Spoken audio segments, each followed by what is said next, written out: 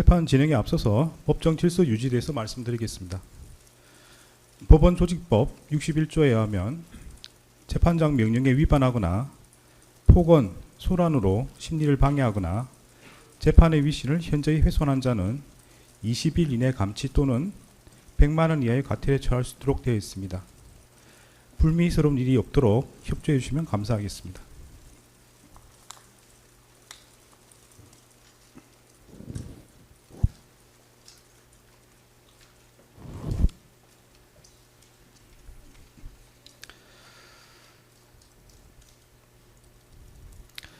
지금부터 2026년 1월 21일 서울중앙지방법원 형사 33부 사건 번호 2025 고합 1219 사건의 판결 선고를 진행하겠습니다.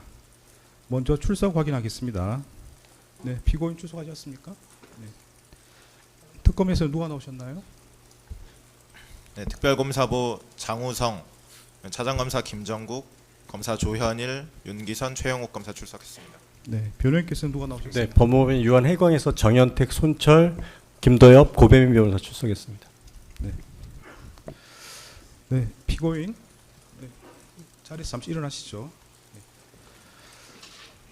네, 재판 과정에서 피고인의 주소, 직업, 등록 기준지 등을 확인한 바가 있습니다. 변동사항이 있습니까?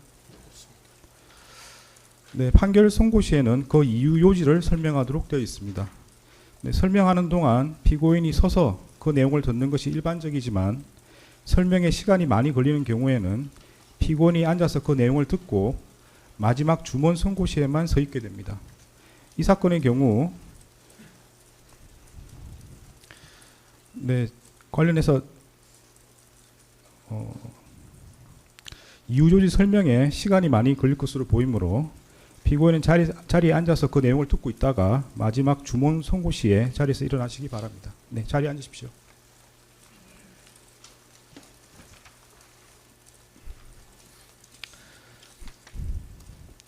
네, 판결 이유에 대해서 설명드리겠습니다. 피고인은 내란 우두머리 방조, 허위 공문서 작성, 허위 작성 공문서 행사, 대통령 기록물 관리에 관한 법률 위반, 공용서로 손상, 위증 혐의로 기소되었습니다. 그 후에 내란 우두머리 방조 혐의와 관련하여 내란 중도 임무 종사 혐의가 택일적으로 추가되었습니다. 이러한 공소사실에 대하여 피고인은 위증 혐의 중 일부에 한해서만 자백하고 있고 나머지 혐의는 모두 부인하고 있습니다. 네, 순서대로 살펴보겠습니다. 먼저 내란 중도 임무 종사 혐의에 대해서 살펴봅니다. 그 세부적인 내용이 복잡하므로 결론을 먼저 말씀드리겠습니다. 내란 중도 임무 종사 혐의에 대해서는 유죄로 인정합니다. 참고적으로 내란 중도 임무 종사가 아니라 내란 우두머리 방조에 대해서 설명을 드리면 처음 기소된 내란 우두머리 방조 혐의는 범죄로 성립할 수 없습니다. 내란죄는 필요적 공범으로서 관여자의 의사 방향이 일치하는 집합범이므로 내부자들 사이에서는 각자 수행한 역할에 따라 우두머리, 지휘자, 중도임무 종사자 등으로 처벌될 뿐 방조범에 관한 형법 총칙 규정이 적용될 여지가 없습니다. 따라서 내부자에 해당하는 피고인에게는 형법 총칙에 규정되어 있는 형법 32조에 따른 방조범이 성립할 여지가 없으므로 내란 우두머리 방조 공소사실은 범죄로 되지 않을 때에 해당하게 됩니다. 내란 우두머리 방조 혐의로 기소되었으나 내란 중도임무 종사 혐의가 택일적 추가적 병합되는 형태로 공소장이 변경되었습니다. 이에 대해서 변호인은 특별검사가 당초 공소 제기한 내란 우두머리 방조 공소사실과 택일적으로 추가할 것을 신청한 내란 중도임무 종사 공소사실은 기본적 사실관계가 동일하지 않고 공소장 변경을 허가할 경우 피고인의 방어권 행사에 실질적인 불이익을 초래할 염려가 있으므로 공소장 변경을 허가한 것은 위법하다고 주장하고 있습니다. 그러나 특별검사가 당초 공소 제기한 내란 우두머리 방조 공소사실과 이 법원이 공소사실의 택일주 추가를 허가한 내란 중도임무 종사 공소사실은 범행의 주체, 시기와 장소, 구체적 행위 태양 등이 모두 동일합니다. 두 공소사실은 그 법률적 평가를 피고인이 윤석열의 내란 우두머리 범행을 용이하게 하여 방조한 것과 윤석열이 국헌을 문란하게 할 목적으로 일으킨 폭동에 있어 중요한 임무에 종사한 것으로 달리하지만 이러한 사정만으로 기본적 사실관계가 동일하지 않다고 할 수 없습니다. 또한 공소사실을 택일적으로 추가하는 경우 방어의 대상이 확대되는 것은 이미 예정되어 있으므로 두 공소사실의 동일성이 인정되는 이상 피고인과 변호인이 주장하는 사정만으로 피고인의 방어권 행사에 실질적인 불이익을 초래할 염려가 있다고 보기 어렵습니다. 따라서 피고인과 변호인의 이 부분 주장은 받아들이지 않습니다.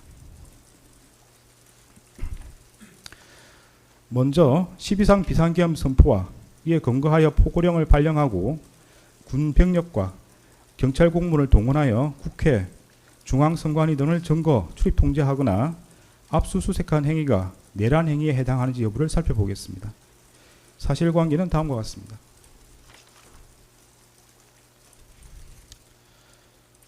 윤석열 전 대통령과 김용현 전 국방부 장관은 국회 다수당이 쟁점 법안들에 대한 단독 처리를 강행하고 형법상 간첩죄 개정에 반대하며 정권 퇴진, 탄핵 집회를 지속하고 국무위원 등 다수의 고위공직자들을 탄핵하며 정부가 추진한 주요 사업의 예산을 삭감하고 중앙선관위 부정선거 관여 의혹과 여론조사기관의 여론조작 등으로 국정 운영이 어려졌다는 이유를 내세워 비상계엄을 선포하기로 마음먹었습니다.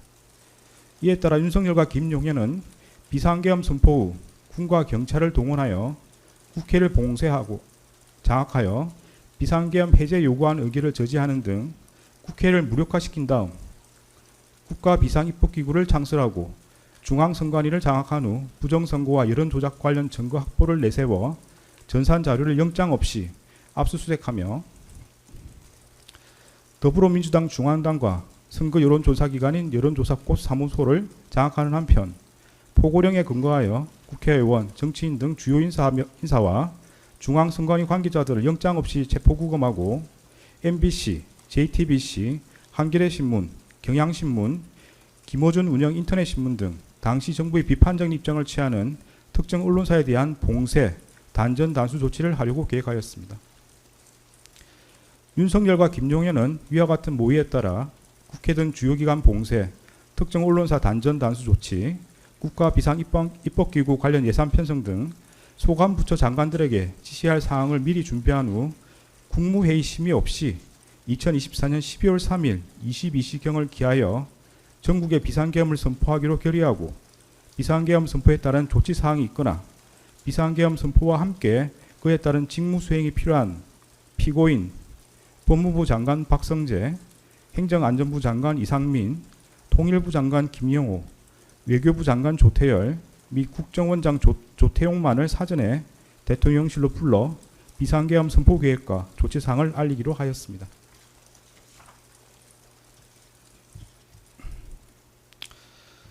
이에 따라 윤석열과 김용현은 2024년 12월 3일 10시 30분경부터 20시 6분경까지 사이에 이들에게 연락하여 대통령실로 오도록 한 다음 이들에게 국회가 탄핵을 계속하고 예산을 삭감하여 국정 운영이 어렵다.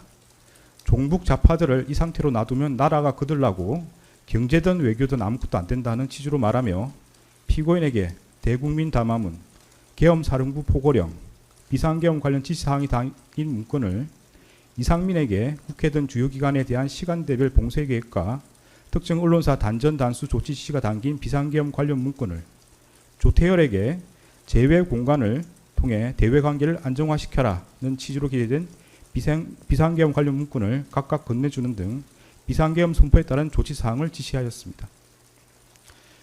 그 과정에서 윤석열은 피고인으로부터 비상계엄 선포를 위해서는 국무회의 심의라는 요건을 갖춰야 한다는 취지의 말을 듣고 국무회의 심의라는 외관 형성을 위하여 필요한 의사정족수 확보를 목적으로 대통령 비서실 제1부속실 실장 선임행정관 강의구와 수행비서 선임행정관 김종환으로 하여금 국무위원 중 일부에게만 연락하게 하였습니다.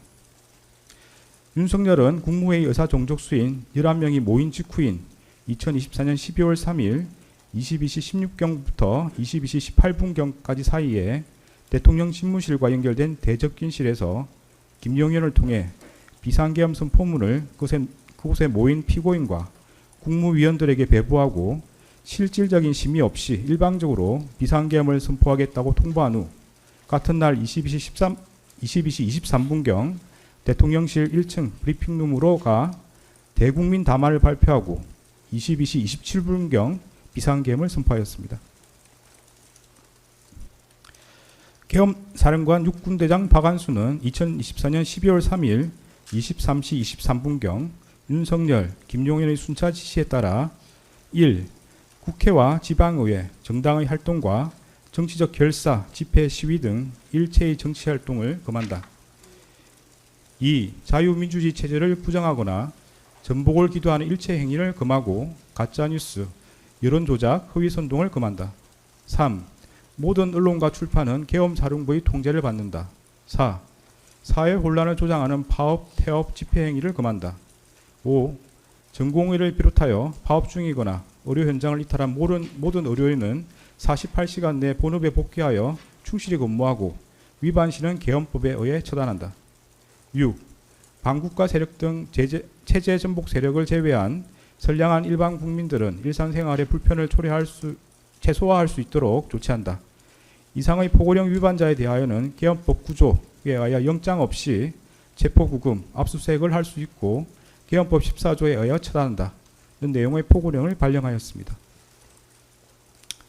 윤석열은 2024년 12월 3일 22시 27분경부터 그 다음 날 4시 26분경까지 김용현, 박안수, 여인형, 곽종근, 이준우, 문상호, 경찰청장 치안총감 조지호, 서울특별시 경찰청장 치안정감 김봉식 등을 통해 성명불상의 군인과 경찰 공무원에게 순차 지시하여 국군 방첩사령부, 육군 특수전사령부, 수도방위사령부, 정보사령부 등에 소속한 무장군인 1605명과 경찰청, 서울특별시 경찰청, 경기남부경찰청 등에 소속된 경찰 공무원 약 3790명 등을 동원하여 국회, 중앙선관위 등을 점거, 출입 통제하거나 압수수색하였습니다.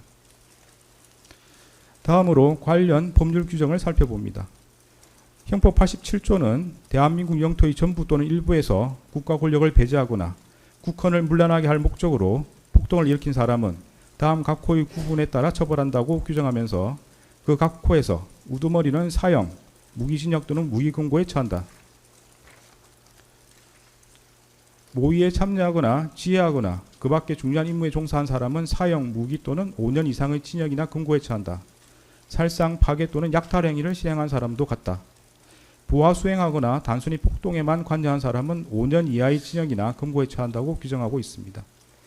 형법 91조는 이 장에서 국헌을 문란하게 할 목적이란 다음 각 호의 어느 하나에 해당함을 말한다고 규정하면서 1호에서 헌법 또는 법률에 정한 절차에 의하지 않고 헌법 또는 법률의 기능을 소멸시키는 것, 2호에서 헌법에 의하여 설치된 국가기관을 강압에 의하여 전복 또는 그 권능 행사를 불가능하게 하는 것을 들고 있습니다. 형법 87조에서 규정하는 폭동이란 다수인이 결합하여 폭행 또는 협박하는 것을 말하고 여기서 폭행 또는 협박은 일체의 유행력 행사나 외포심을 생기게 하는 해악의 고지를 의미하는 최강의의 폭행 협박을 말하는 것으로서 이를 준비하거나 보조하는 행위를 전체적으로 파악한 개념이며 그 정도가 한 지방의 평온을 해할 정도의 위력이 있음을 요한다고 합니다. 앞서 본 바와 같이 윤석열과 김용현 등은 비상계엄을 선포하고 이에 근거하여 포고령을 발령하였는데 그 포고령은 헌법과 법률에 정한 절차에 의하지 않고 헌법에 의하여 보장되는 의회, 정당제도, 영장주의를 소멸시키고 헌법에 의하여 금지되는 언론 출판에 대한 허가 금지를 시행함으로써 헌법과 법률의 기능을 소멸시키려는 목적, 즉 국헌을 문란하게 할 목적으로 발령한 것이고 또한 다수의 군병력과 경찰 공무원을 동원하여 국회, 중앙선관위 등을 점거, 출입 통제하는 등 다수인을 결합하여 육력을 행사하고 해악을 고지함으로써 한 지역의 평온을 해할 정도의 위력이 있는 폭동을 일으켰다고 인정됩니다. 따라 12.3 비상계엄 선포와 이에 근거하여 위헌위법한 포고령을 발령하고 군병력 및 경찰 공무원을 동원하여 국회, 중앙선관위 등을 점거, 출입 통제하는 등의 행위는 형법 87조에서 정한 내란 행위에 해당합니다. 이하에서는 12.3 내란이라고 말하겠습니다. 다음으로 내란 중종 임무 종사 행위에 대해서 보겠습니다. 윤석열이 국헌을 문란하게 할 목적으로 일으킨 폭동의 수단으로 선택한 이 사건 비상계엄 선포에 있어 피고인이 국무회의 심의란 외관을 형성하거나 국무위원들로부터 부서를 받아 절차적 요건을 갖추는 등으로 중요한 임무에 종사한 경우에는 형법 87조 2호에서 정하는 바에 따라 처벌된다고 할 것입니다. 피고인이 구체적으로 어떠한 행위를 했는지 살펴보겠습니다. 네, 공소장에 많은 행위들이 기재되어 있으므로 먼저 결론을 말씀드리겠습니다. 중요 임무 종사로 인정되는 행위는 국무회의 심의라는 외관 형성 관련 행위, 헌법과 법률에 의하여 피고인에게 인정된 자기 의무 위반 관련 부작위, 국무위원 부서 외관 형성 관련 행위, 주요기관 봉쇄 계획 및 특정 언론사 단전 단수 조치 관련 지시 이행 방안 논의입니다. 공소사실 중에 중요 임무 종사로 인정되지 않는 행위는 윤석열로부터 행사에 대신 참석하라는 지시를 받았다는 부분 관련 행위, 비상계엄 선포 후 절차적 요건 구비 시도 관련 행위, 계엄 해제 국무회의 심의 지연 관련 행위입니다. 그러면 중요임무 종사에 해당하는 행위를 순서대로 보겠습니다. 먼저 국무회의 심의라는 외관 형성 관련 행위에 대해서 살펴보겠습니다. 피고인은 이 사건 비상계엄 선포에 관하여 국무회의 심의라는 절차적 요건을 외형적으로나마 갖추도록 함으로써 윤석열 등이 내란 행위를 함에 있어 중요한 임무에 종사했다고 인정할 수 있습니다. 구체적 이유는 다음과 같습니다. 헌법과 법률 규정에 따르면 대통령이 비상계엄을 선포하기 위해서는 먼저 국무회의 심의를 거쳐야 하고 그 국무회의 심의는 구성원 과반수의 출석으로 이루어집니다. 당시 국무회의 구성원은 총 21명이었으므로 과반수에 해당하는 11명의 의사종족수를 채우기 위해서는 당시 대통령실에 있었던 7명에 더하여 4명이 추가로 필요한 상황이었습니다. 피고인은 윤석열이 대통령 집무실에서 비상계엄 선포의 필요성과 정당성에 대하여 강변하고 피고인 등의 우려 표명에도 불구하고 미리 준비한 대국민 담화문과 포고령, 비상계엄 관련 지시사항 문건 등을 건네주자 윤석열의 비상계엄 선포 의지가 확고하다는 것을 깨달았습니다. 이에 비상계엄 선포를 위해서는 국무회의 심의를 거쳐야 한다는 것을 알고 있었던 피고인은 윤석열에게 국무회의 심의를 건의하였고 윤석열이 국무회의 소집에 유보적인 태도를 보이자 일단 그 의사종족수라도 갖출 것을 제안하여 윤석열이 비상계엄을 선포하기로 계획한 22시 전에 대통령실로 올 수 있다고 예상한 최상목, 송미령, 조규홍, 오영주, 박상우, 안덕근을 추가로 부르기로 결정하였습니다. 윤석열은 이에 따라 이들 국무위원과 평소 대통령 주재 국무회의에 배석하는 대통령 비서실 소속 수석비서관급 이상 직원들을 대통령실로 소집하였습니다. 피고인은 대접기실에서 박성재, 이상민과 논의하여 헌법과 관련 법령을 검토한 결과 비상계엄 선포를 위해서는 국무회의 심의라는 요건을 갖추어야 하고 의결사항이 아닌 심의사항이라는 것을 재차 확인하였습니다. 피고인은 윤석열이 추가로 소집한 국무위원들의 도착 여부와 무관하게 이미 계획하였던 22시에 비상계엄을 선포할 태세를 보이자 재차 국무회의 심의라는 요건을 갖추어야 하니 의사종족수가 채워질 때까지 기다려달라는 취지로 윤석열을 설득하였습니다. 김용현과 이상민은 피고인에게 손가락으로 숫자 4 또는 1을 표시하며 국무회의 의사종족수를 채우기 위해 남은 인원수를 공유하였습니다. 피고인은 농림축산식품부 장관 송미령에게 전화하여 22시 전에 대통령실에 도착할 수 있는지를 확인하였고 송미령이 그 후에 도착한다는 취지로 답하자 빨리 올 것을 수차례 재촉하는 등 국무위원들의 도착 상황을 점검하였습니다. 윤석열은 피고인 등의 헌법 등 법리 검토 결과에 따라 이미 계획한 22시를 넘겨 오영주가 마지막으로 도착함으로써 국무회의 의사종족수가 갖추어진 22시 14분경 이후까지 비상계엄 선포를 연기하였고 의사종족수가 갖추어진 직후 김용현을 통해 국무위원들에게 비상계엄 선포문을 배부한 뒤에 이 사건 비상계엄을 선포하였습니다. 피고인과 변호인은 국무위원들의 뜻을 모아 윤석열이 비상계엄 선포를 만료하기 위하여 국무회의 소집을 건의하였고 비상계엄에 반대하였다고 주장합니다. 그런데 대통령실에 있는 국무회의장에는 원격 영상회의 방식으로 회의를 진행할 수 있는 장치가 갖추어져 있었으므로 피고인이 국무위원들의 뜻을 모아 비상계엄 선포를 만료하고자 하였다면 세종시 등지에 있는 국무위원들까지 모두 참석할 수 있도록 국무회의장에서 원격 영상회의 방식으로 개의할 것을 제안한 것이 합리적입니다. 그러나 피고인이 원격 영상회의 방식 국무회의를 제안했다고 볼 만한 아무런 자료가 없습니다. 오히려 피고인은 윤석열이 국무회의 의사종족수를 갖출 수 있는 일부 국무위원만을 선별하여 소집하는 데 관여하였고, 윤석열이 그중 한 명인 기획재정부 장관 최상목에게 소집 전화를 하는 것을 지켜보았으며, 피고인 스스로도 그중 한 명인 송미령에게 전화하였습니다. 특히 피고인은 송미령을 재촉하면서도 대통령실로 소집한 이유를 알려주지 않았는 바, 송미령이 비상계엄 선포 관련 국무회의를 한다는 사실을 알게 되면 송미령이 대통령실로 오지 않아 의사종족수가 갖추어지지 않음으로써 윤석열이 이 사건 비상계엄을 선포하지 못하게 될 것을 우려하였다고 보입니다. 피고인은 윤석열에게 비상계엄 선포에 대한 우려를 표명하였을 뿐 명확히 비상계엄 선포에 반대한다고 말하지 않았고, 추가로 소집한 국무위원들이 대통령실에 도착하였음에도 그들에게 비상계엄 선포에 관한 의견을 말해보라, 그나 자신은 비상계엄 선포에 반대한다, 그나 윤석열에게 반대 의사를 표시하라는 취지로 말하지 않았습니다. 피고인은 윤석열이 비상계엄을 선포하기 위해 이석한 이후에야 최상목에게 자신도 반대하였다는 취지로 강변하였을 뿐, 조태열이 대통령 집무실에서 윤석열에게 비상계엄 선포에 관하여 반대 의사를 표시할 때나 최상목 조태열이 대접견실에서 일어나 윤석열에게 반대 의사를 표시할 때에도 별다른 의견을 표명하지 않았고, 최상목이 대통령 집무실에 들어와서 설득해 보겠다고 말할 때에도 자신의 휴대전화를 사용할 뿐 별다른 관심을 갖지 않았습니다.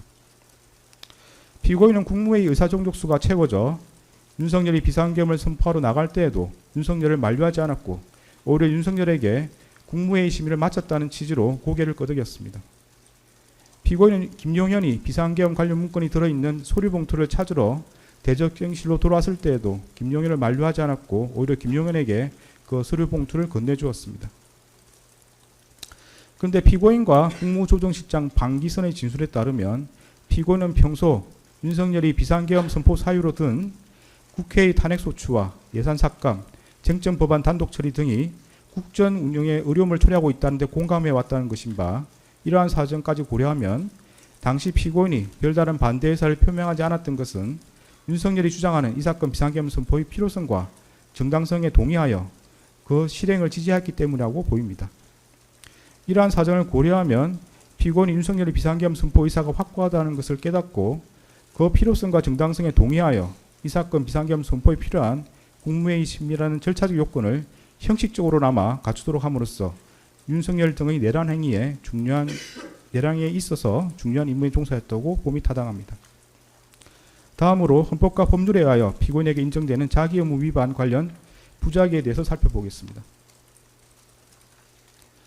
피고인은 국무회의 부의장으로서 국무회의 구성원들이 전 정부적 차원에서 비상계엄 선포에 대한 자유로운 발언과 토론을 통하여 의견을 교환하거나 조정할 수 있도록 국무회의를 운영하여야 하고, 그 전제로서 모든 국무회의 구성원에게 빠짐없이 소집을 통지하여야 하며, 비상계엄 선포 의안 심의에 필요한 검토 의견 등을 분명히 밝혀 제출하도록 하여야 하고, 국무회의 간사인 행정안전부 의정관을 참석시켜 국무회의록을 작성할 수 있도록 모든 노력을 기울여야 할 자기 의무가 있습니다.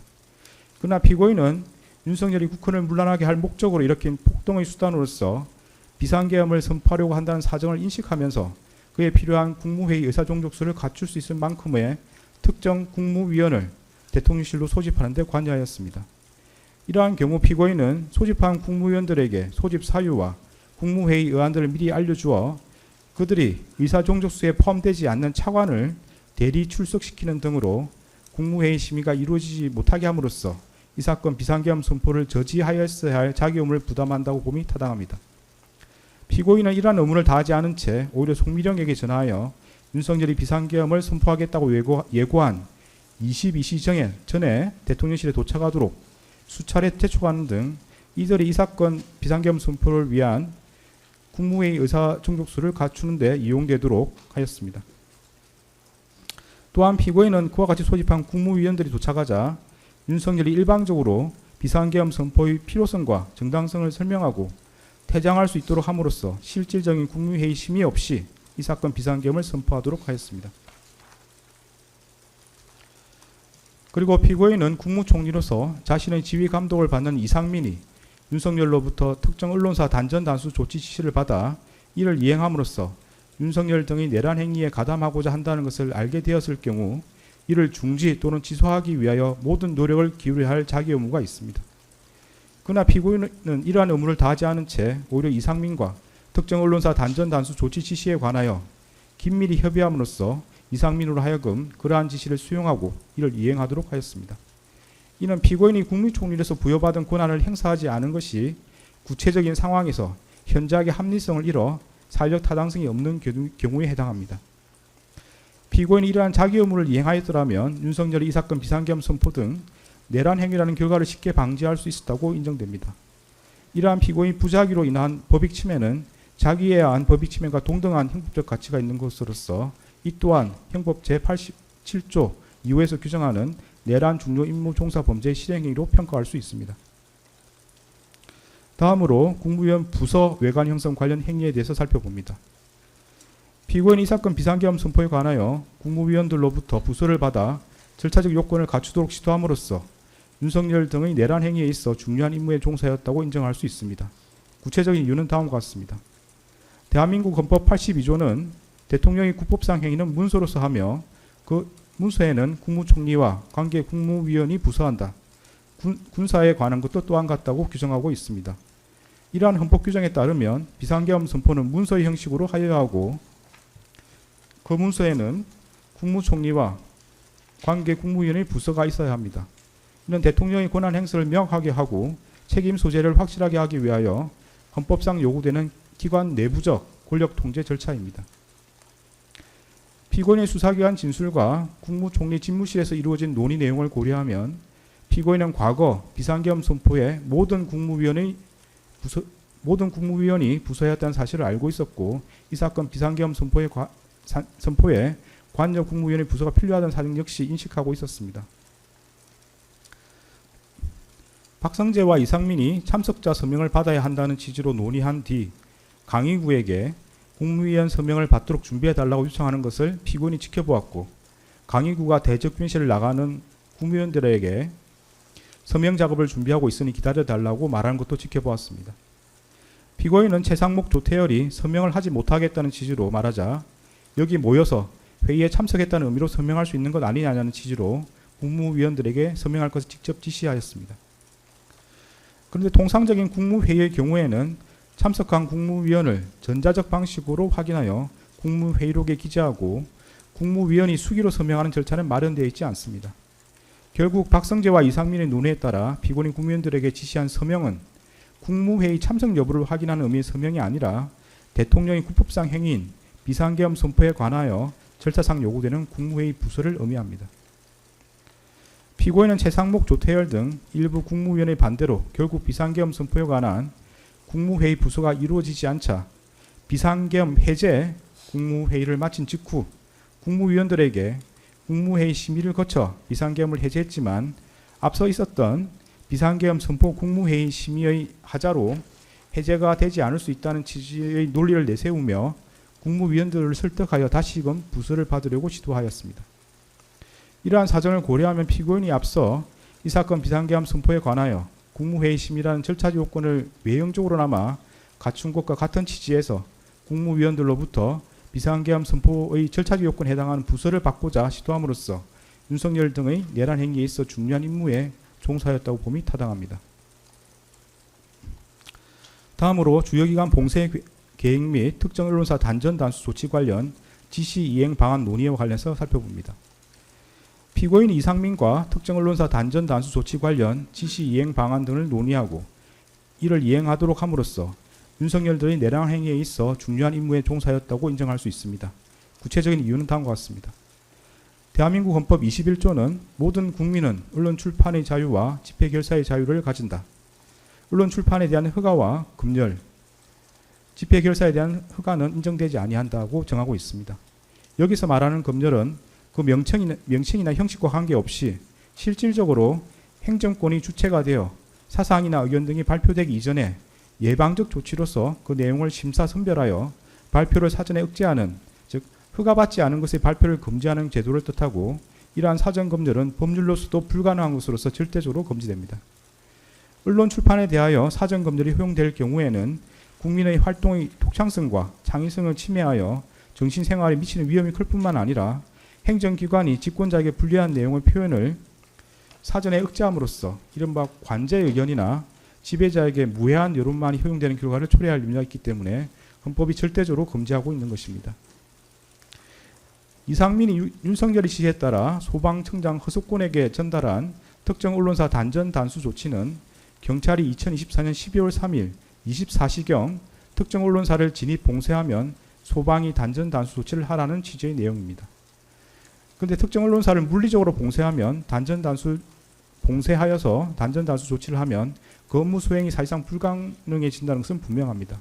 이는 결국 행정권이 주체가 되어 사전에 특정 언론사의 발표를 전면적으로 금지하는 것으로서 헌법에 의하여 절대적으로 금지되는 언론 출판에 대한 허가 검열에 해당합니다. 피고인이 이 사건 비상계엄 선포 후 이상민과 특정 언론사 단전 단수 조치 지시의 이행의 내용과 근거, 그 이행 방안 등에 관해 논의하였고 피고인은 이상민이 그 지시에 따르지 않도록 제재하거나 만류하지 않았으며 오히려 대통령실 CCTV 영상에 따르면 피고인은 그 지시의 이행을 독려한 것으로 보입니다. 그에 따라 이상민은 포고령 발령 후 조지호 호석군에게 전화하여 그 지시를 이행하였고 그 다음날 그 지시의 이행 여부를 확인하였습니다. 이러한 사정에다가 피고인이 국무총리에서 갖는 지위와 권한을 더해보면 피고인이 국무총리에서 자신의 지휘 감독을 받는 이상민과 특정 언론사 단전 단수 조치 지시에 관해 논의하고 이를 이행하도록 함으로써 윤석열 들의 내란 행위에 있어 중요한 임무에 종사했다 봄이 타당합니다. 공소 사실에는 기재되었으나 내란 중요 임무 종사로 인정되지 않는 부분을 보겠습니다. 먼저 윤석열로부터 행사에 대신 참석하라는 지시를 받았다는 부분 관련입니다. 윤석열이 이 사건 비상계엄을 선포한 후 대접경실로 돌아와 피고인에게 내가 당분간 가야 하는 임박한 행사를 대신 가져야겠다는 취지로 말하였고 이에 피고인이 알겠다는 취지로 수락한 사실은 인정이 됩니다. 그러나 피고인이 대통령이 전반적인 국정운영을 대신하기로 하였다는 등 특별한 사정이 없는 한 윤석열이 참석하기로 예정된 행사에 대신 참석할 것을 수락했다는 사정만으로 윤석열들의 내란 행위에 있어 중요 임무에 종사했다고 평가하기 어렵고 달리 이를 인정할 만한 증거가 없습니다. 다음으로 비상계엄 선포 후 절차적 요건 구비 시도 관련입니다. 피고인이 당시 국민의힘 원내대표였던 추경호와 통화하면서 추 대표 걱정하지 마라는 취지로 말한 사실, 피고인이 국무총리 집무실에 도착하여 국무총리 비서실장 손윤택, 국무조정실장 방기선 등과 국회 상황을 확인한 사실, 피고인이 방기선에게 이 사건 비상계엄 선포가 국회에 통보되었는지 여부를 알아보도록 지시한 사실은 인정됩니다. 그러나 피고인이 추경호와 통화하면서 그러한 말을 하였다는 사정만으로 추경호를 통해 국회 상황을 확인하였다고 보기 어렵습니다. 설령 피고인이 추경호를 통해 국회 상황을 확인하거나 방기선 등 국무조정실 소속 직원을 통해 비상계엄 선포의 국회 통보 여부를 점검하였다고 하더라도 그러한 사정만으로 피고인이 윤석열 등의 내란 행위에 있어 중요한 임무에 종사했다고 평가하기 어렵고 달리 이를 인정할 증거가 없습니다. 다음으로 계엄 해제 국무회의 심의 지연 관련입니다. 특별검사가 제출한 증거만으로는 피고인이 계엄 해제 국무회의 심의를 지연하여 중요한 임무에 종사했다거나 피고인에게 그러한 고의가 있었다고 평가하기 어렵습니다. 구체적인 이유는 다음과 같습니다. 헌법과 법령 규정에 따르면 대통령은 국회가 계엄 해제를 요구한 경우 국무회의 심의를 거쳐 지체 없이 계엄을 해제해야 하고 대통령이 그 국무회의를 소집하고 주재하며 대통령이 사고로 직무를 수행할 수 없는 경우에 국무총리가 그 직무를 대행한다고 되어 있습니다.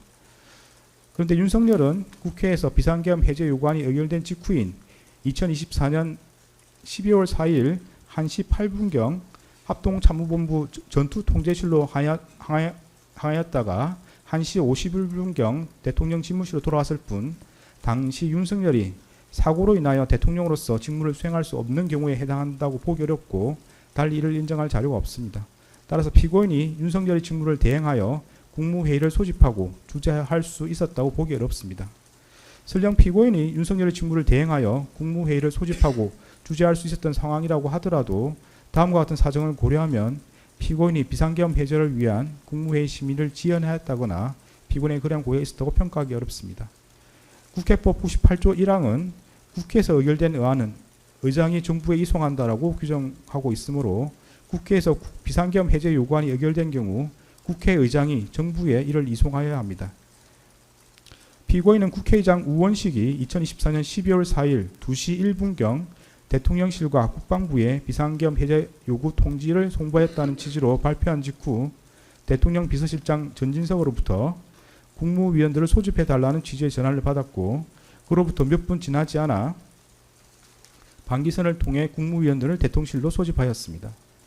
피고인은 같은 날 2시 28분경 대통령실에 도착해 윤석열에게 비상계엄 해제를 위한 국무회의 개의를 건의하였고 윤석열의 승낙을 받아 국무회의를 주재할 권한을 위임받았습니다.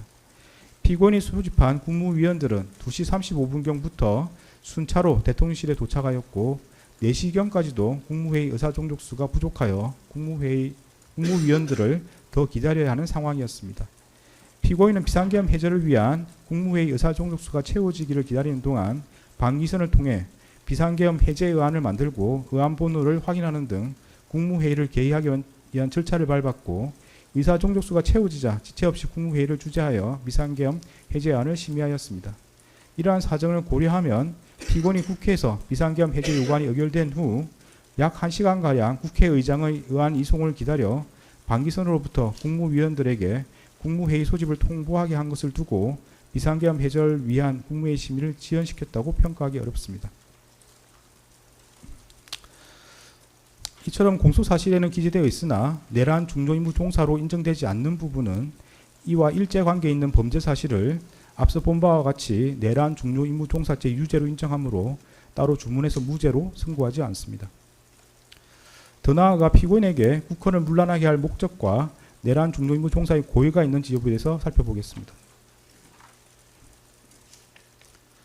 피고인에게 국헌을 문란하게 할 목적과 윤석열이 그러한 목적으로 포고령을 발령하고 군병력과 경찰 공무원 등 다수인을 집합하여 폭동을 일으키는 사실에 대한 인식과 의혹이 있었다고 인정할 수 있습니다.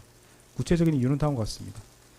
피고인은 2024년 9월 3일 국회 예산결산특별위원회에서 얼마 전부터 야당 대표를 필두로 많은 야당 인사들이 계엄 해제를 막기 위해 계엄 선포와 동시에 국회의원을 체포, 구금하는 계획을 꾸몄다더니 국방부 장관 후보자와 국군 방첩사령관의 같은 고등학교 선후배를 기용한 것이 탄핵 대비와 계엄 준비용이 아니냐며 계엄 선동 정치를 펼치고 있다.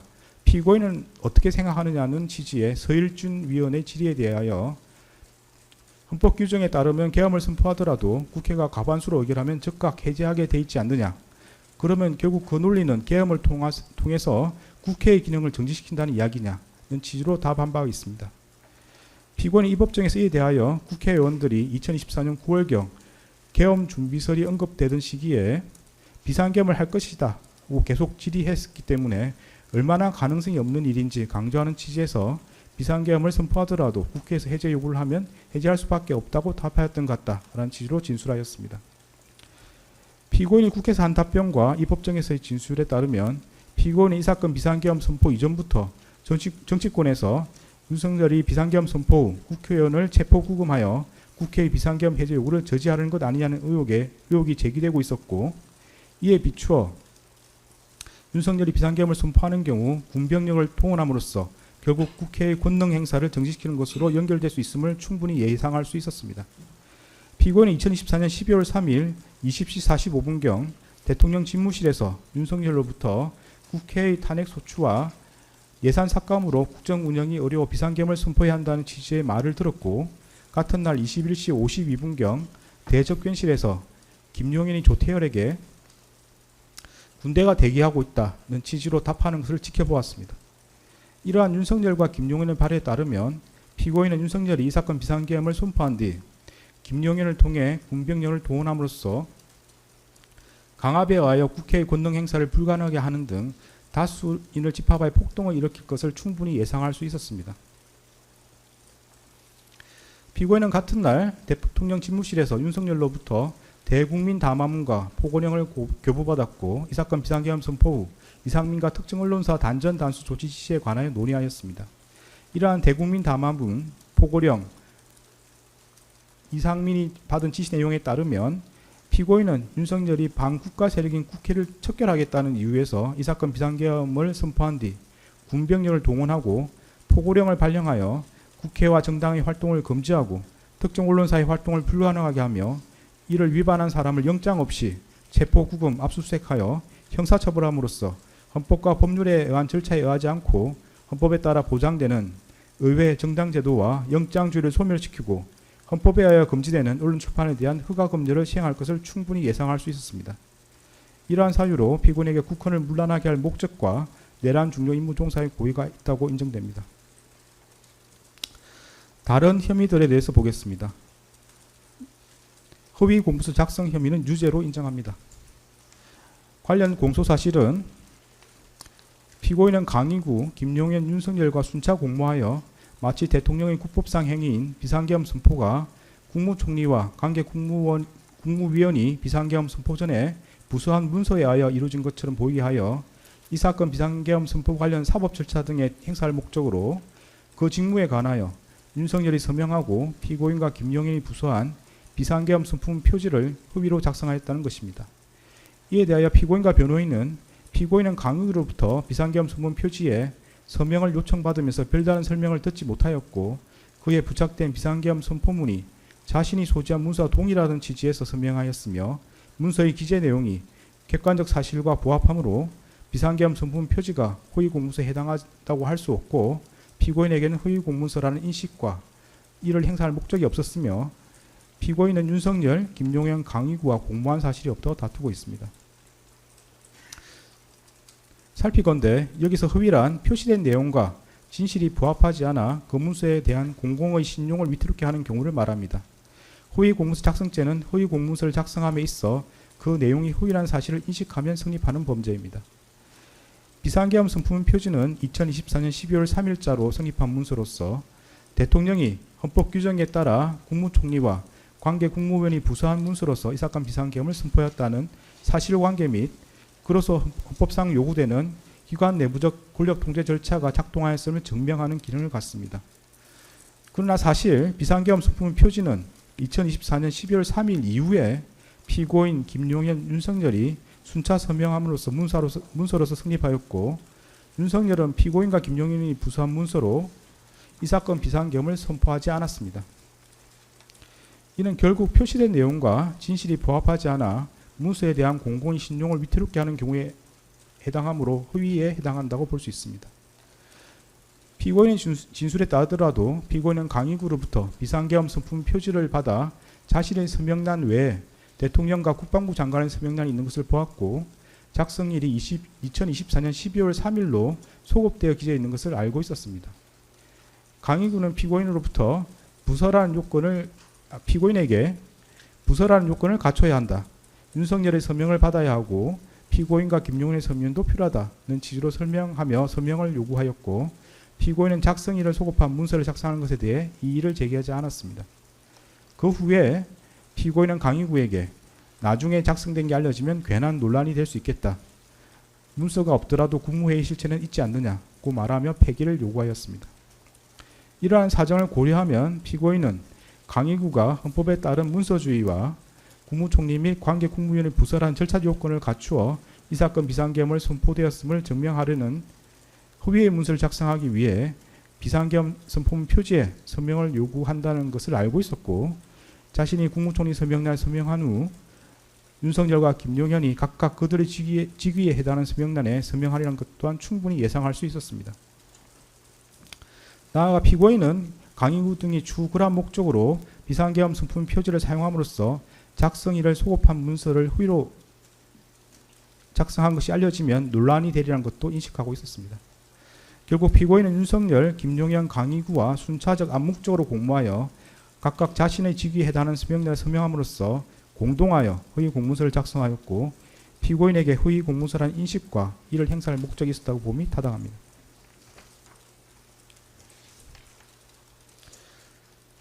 허위 작성 공문서 행사 혐의는 무죄입니다. 관련 공소사실은 피고인은 윤석열, 강의구, 김용현과 공모하여 허위로 작성한 공문서인 윤석열이 서명하고 피고인과 김용현이 부서한 비상계엄 선품 표지를 건물 옆 대통령 비서실 부속실에 보관하는 방법으로 행사하였다는 것입니다.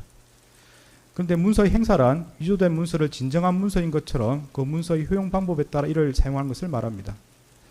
강희구는 피고인 김용현, 윤석열로부터 차례로 서명을 받은 비상계엄 선포문 표지를 관련 절차에 따라 문서관리대장에 철하는 등으로 비치한 것이 아니라 자신의 사무실 서랍에 보관한 것으로 보입니다.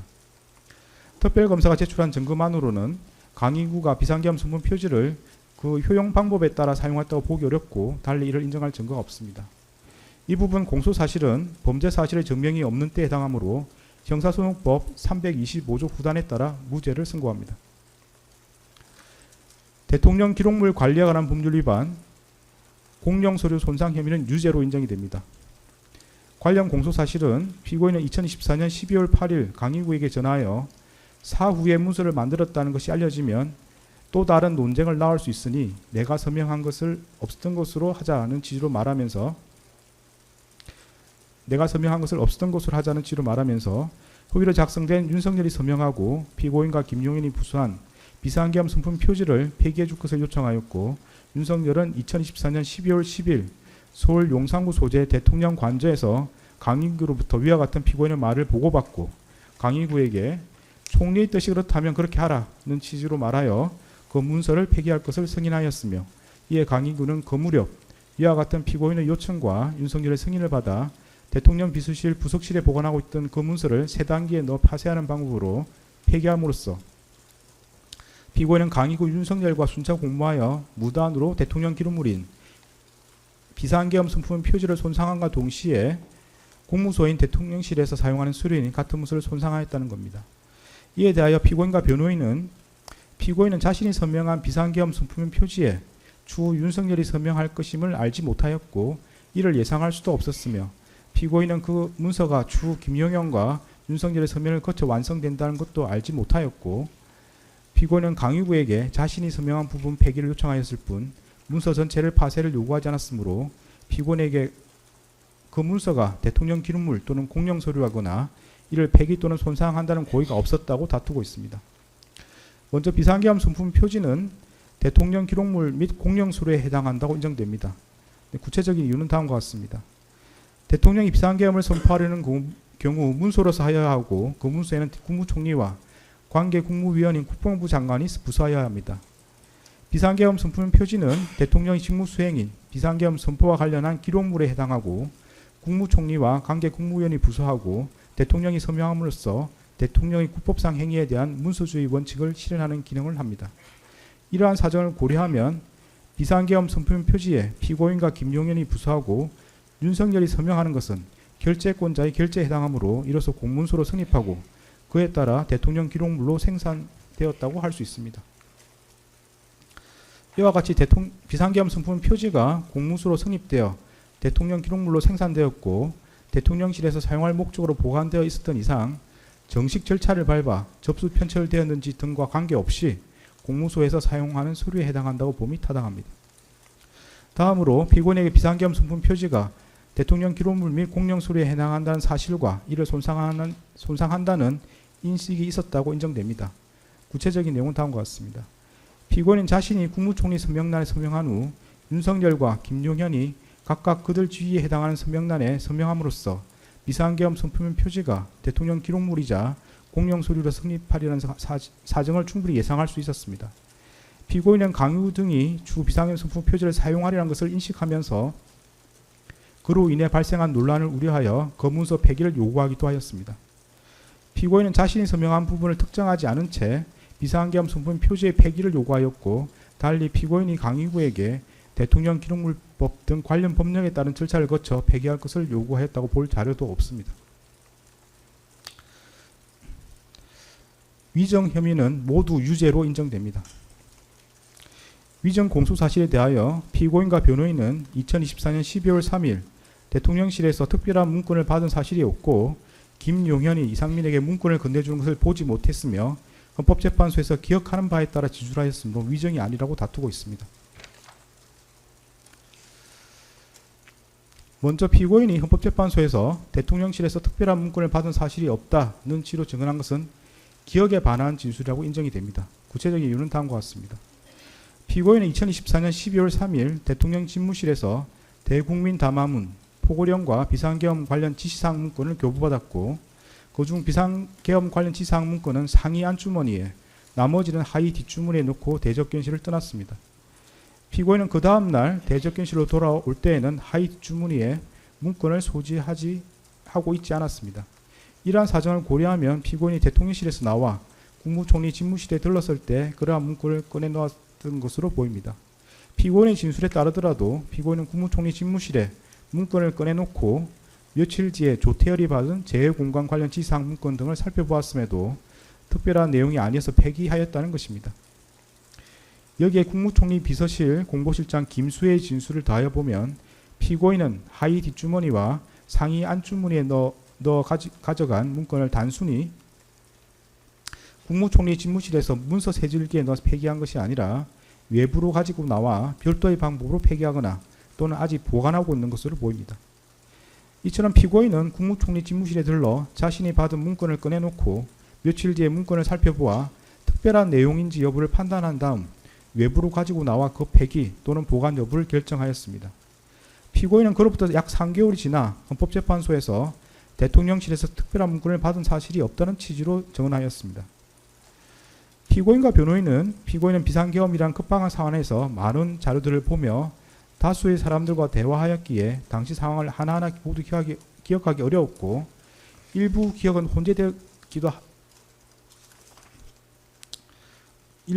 혼재되었기도 하였다. 피고인이 헌법재판소에서 증언하는 것은 비상계엄 선포 이후 3개월이 지난 시점에서 이루어진 것이어서 피고인이 그 당시 상황을 모두 기억하며 증언하기란 현실로 매우 어려웠다는 취지로 주장하고 있습니다. 그러나 피고인은 기억이 정확하지 않다는 등으로 진술을 유보하지 않은 채 단정적으로 문건을 받은 사실이 없다는 취지로 진술하였습니다. 여기에 기록에 나타난 피고인의 학력, 경력, 사회적 지위 등 재반 사정을 더하여 보면 피고인이 불과 약 3개월 만에 대통령실에서 대국민 담화문, 포고령, 비상계엄 관련 지시사항 문건, 비상계엄 선포문을 받은 기억을 기억하지 못하였다는 취지의 주장은 도저히 수긍하기 어렵습니다. 다음으로 피고인이 헌법재판소에서 김용현이 이상민에게 문건을 건네주는 것을 보지 못했다는 취지로 증언한 것도 기억에 반한 진술이라고 인정됩니다.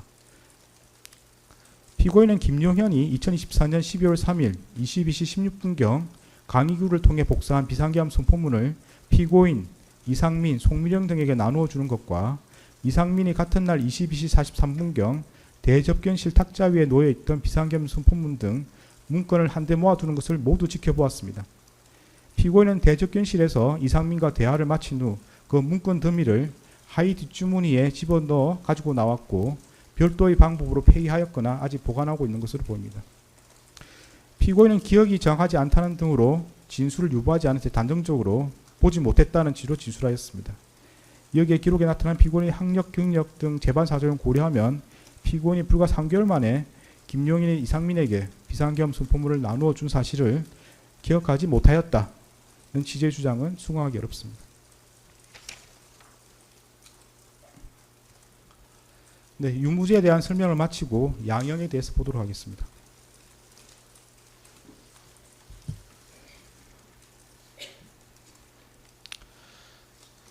대법원 양형 기준과 관련하여 내란 중요임무 종사죄와 대통령 기록물 관리에 관한 법률 위반죄에 대하여는 양형 기준이 설정되어 있지 않고 양형 기준이 설정된 범죄와 그렇지 않은 범죄 사이의 경합범에 관하여는 그 하한만을 양형 기준이 설정된 범죄의 양형 기준상 형량 범위 하한에 따르도록 되어 있습니다. 따라서 양형 기준은 이 사건 양형에 중요한 영향이 없습니다. 양형 사유를 구체적으로 살펴보겠습니다. 피고인은 1970년 6월경 공무원으로 임용된 이래 약 50년 동안 외교통상부 통상교섭본부장, 국무조정실장, 경제부총리 겸 재정경제부 장관, 국무총리 등으로 재직하면서 다수의 훈장과 포장을 받았습니다. 피고인 윤석열 등의 내란 행위에 관하여 사전에 모의하거나 실행행위를 지휘하는 등 보다 적극적으로 가담하였다고 볼 자료는 없습니다. 피고인은 국회에서 비상계엄 해제 요구안이 의결되자 이 사건 비상계엄을 해제하기 위한 국무회의를 소집 주재하였고 그에 따라 비상계엄이 약 6시간 만에 해제되었습니다. 피고인은 현재 만 79세의 고령임에도 벌금형을 포함하여 아무런 형사처벌을 받은 전력이 없습니다. 피고인은 최근에 이르러 경도 인지장애와 우울증을 진단받아 그에 따른 치료가 필요하고 피고인의 배우자는 독립적인 고동이 어려워 피고인의 돌봄과 간호가 필요하다는 내용의 관련 자료가 재판부에 제출된 바는 있습니다. 그러나 이러한 사정이 있더라도 다음과 같은 점을 고려하면 피고인에게 엄한 처벌을 하는 것이 타당하다고 보입니다. 윤석열이 2024년 12월 3일 비상계엄을 선포하고 이에 근거하여 헌법에 따라 보장되는 의회, 정당 제도 등을 부인하는 내용의 위헌위법한 포고령을 발령하며 군 병력과 경찰 공무원을 동원하여 국회 중앙선관위 등을 점거, 출입 통제하거나 압수수색한 행위는 앞서 본 바와 같이 형법 87조에서 정하는 내란 행위에 해당합니다. 이러한 12.3 내란은 국민이 선출한 권력자인 윤석열 전 대통령과 그 추정 세력에 의한 것으로서 성격상 위로부터의 내란에 해당하는데 이러한 형태의 내란은 이른바 친위 구테타라고도 불립니다. 세계사적으로 살펴보면 이러한 친위 구테타는 많은 경우 성공하여 권력자는 독재자가 되었고 국민의 생명과 재산과 같은 기본권은 본질적으로 침해되었으며 국가의 경제와 외교는 심각한 타격을 받았고 독재자의 권력이 약해지는 시기가 되면 내전과 같은 전쟁이나 정치투쟁으로 국가와 사회 전반이 회복하기 어려운 혼란에 빠지는 사례를 많이 볼 수 있습니다. 12.3 내란은 이러한 위로부터의 내란에 해당되는 점에서 그 위험성의 정도가 아래로부터의 내란과 비교할 수 없습니다. 왜냐하면 무엇보다도 국민이 선출한 권력자가 헌법과 법률을 경시하고 이를 위반하는 내란 행위를 함으로써 국민이 가진 민주주의와 법치주의에 대한 신전 자체를 뿌리채 흔들기 때문입니다.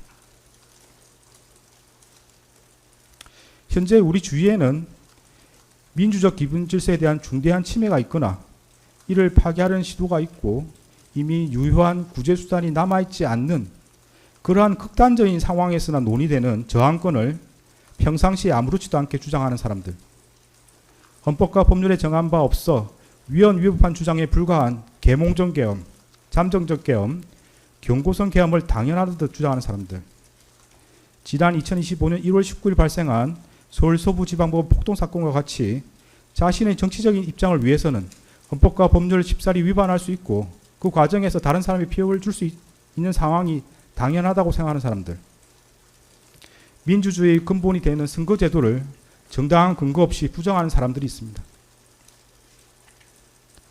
12.3 내란은 이와 같이 잘못된 주장이나 생각을 양산하거나 그 상태를 더욱 심각하게 만들었습니다. 이러한 점에서 아래로부터의 내란에 해당하는 기존 내란 사건에 관한 대법원 판결들은 위로부터의 내란에 가담한 피고인에 대한 형을 정함에 있어 기준으로 삼을 수 없습니다. 그리고 기존 내란 사건이 발생하였던 시기와 12.3 내란이 발생한 시기에 대한민국의 국제적인 위상은 비교할 수 없을 정도로 차이가 납니다. 현재 대한민국은 세계적으로 선진국으로 인정받고 있고 이에 따라 국제무역과 국제정치 등에 있어서 그 위상도 기존과 비교할 수 없습니다. 이러한 대한민국에서 친위 구테타가 발생했다는 사실로 인하여 생긴 경제적, 정치적 충격은 기존 내란 행위와는 비교할 수 없을 정도에 이른다고 보입니다. 이러한 점에서도 기존 내란 사건에 관한 대법원 판결들은 피고인에 대한 형을 정함에 있어 기준이 될 수 없습니다.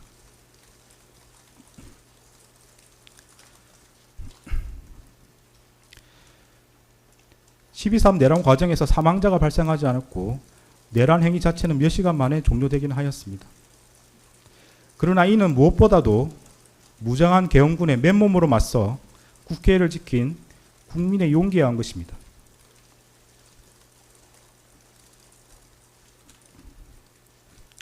이에 더하여 이러한 국민의 저항을 바탕으로 신속히 국회에 진입하여 비상계엄 해제 요구안을 의결한 일부 정치인들의 노력, 대한민국 역사에 있었던 내란의 암울한 기억을 상기하면서 위법한 지시와 명령에 저항하거나 혹은 어쩔 수 없이 이를 따르더라도 소극적으로 참여한 일부 군인과 경찰 공무원의 행동에 의한 것입니다.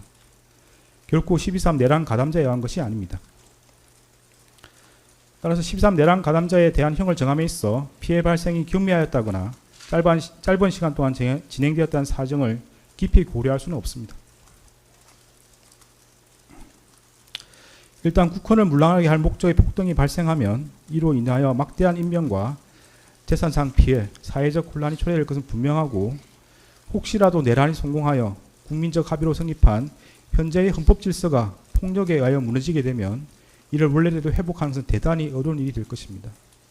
따라서 그러한 내란 행위를 사전에 차단할 필요가 있고, 이러한 목적을 달성하기 위해서는 내란 행위에 가담한 사람들을 무겁게 처벌하는 것이 불가피합니다.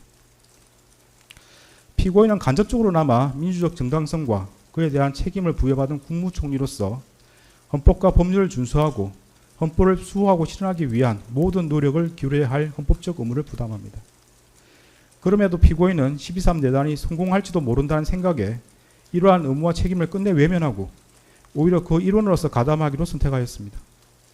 이러한 피고인의 행위로 인해 대한민국을 자칫하면 국민의 기본권과 자유민주적 기본 질서가 유린당하였던 어두운 과거로 회귀하여 독재 정치라는 수렁에서 장기간 헤매 나오지 못하게 될 수 있었고, 국민은 씻을 수 없는 상실감과 상처를 입게 되었습니다. 피고인은 국무총리로서 12.3 내란의 진실을 밝히고 그에 합당한 책임을 지기는커녕 사후 자신의 안위를 위하여 이 사건 비상계엄 관련 문건을 은닉하고 비상계엄 선포가 적법한 절차에 따라 이루어진 것처럼 보이기 위해 허위 공문서를 작성하였다가 폐기하였으며 헌법재판소에서 위정하였습니다. 피고인은 재판 과정에서도 허위로 진술을 번복하고 대통령실 CCTV와 같은 객관적인 증거에도 불구하고 아무런 기억이 나진 않는다고 주장하는 등 진실을 은폐하고 책임을 벗어나고자 할 뿐입니다. 피고인이 진실을 은폐하고 책임에서 벗어나고자 한 행위들로 인해 우리 사회의 정치적 분열과 갈등이 더욱 심화되었고, 앞으로도 이러한 상처와 갈등이 쉽사리 봉합될 수 있을 것으로 보이지는 않습니다.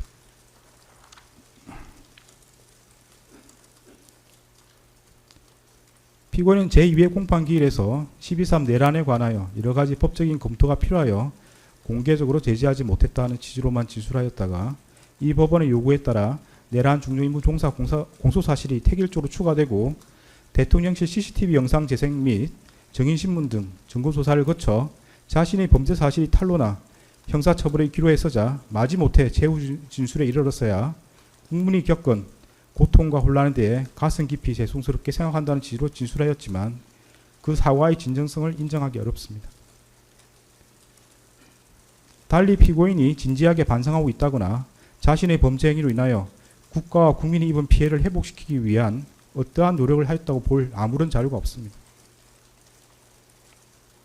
이러한 점과 그 밖의 양의 조건이 되는 여러 사정을 종합적으로 고려하여 주문과 같이 형을 정합니다.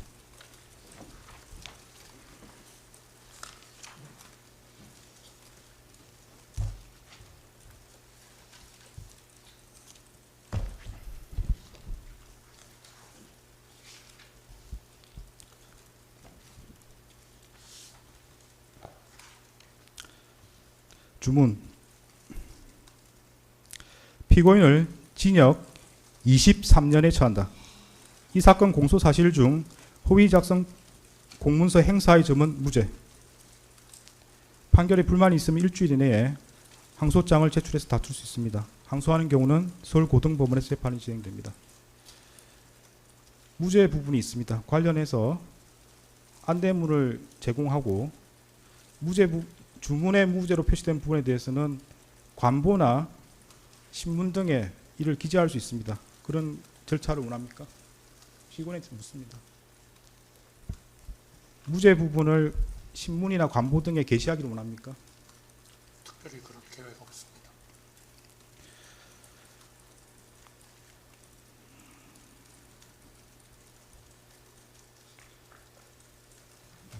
네, 관련 규정에 따라서 보상 안내물을 교부합니다.